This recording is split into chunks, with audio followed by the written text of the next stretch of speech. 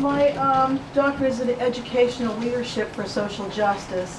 So I agree with Angel Hart that this is a national issue. However, it's also an international issue. Berbers and Tuareg and even the indigenous people of Australia are going through the same fights with forced assimilation and trying to recognize their own indigenous identity.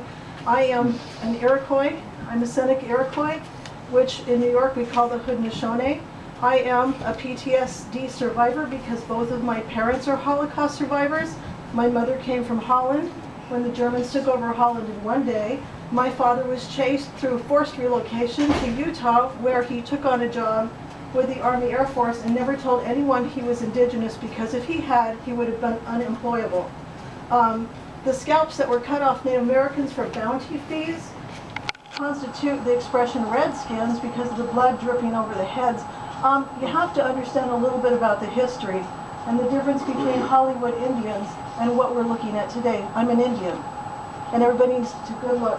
What does an Indian look like? Okay? Because I'm a mixed blood, but we don't identify. Jim Crow's laws said if you have a drop of black in you, you're black. So by the drop of whatever, because to an Indian, to my family here, I'm an Indian. To my culture, I'm an Indian. I am a social justice advocate. I am an expert in Native American social justice, and I do understand right and wrong.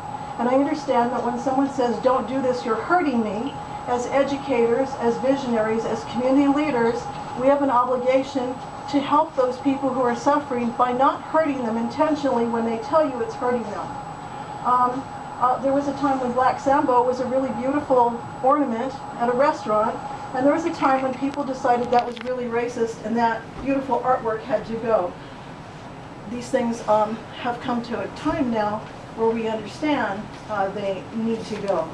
So I was there with Vallejo Unified School District when they switched from the Apaches to the Red Hawks.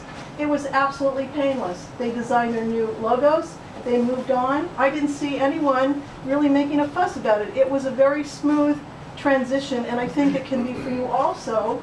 And it would be a really great thing if everybody could walk the walk and talk the talk and make the appropriate changes.